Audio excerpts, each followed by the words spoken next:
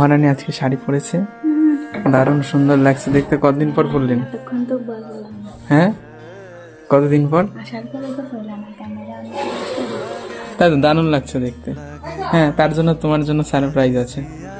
হ্যাঁ, খোলাতে কিছু আনি নাই তো কিছু, কিছুই আনি নাই।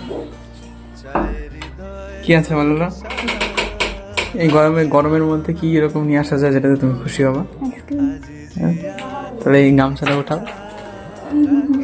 হ্যাঁ হ্যাঁ, নে উঠাও, এটা ভালো খাও না? তাহলে এই বালিশটা উঠাও। হ্যাঁ, এটা ভালো খাও, তাহলে ওই বালিশটা উঠাও।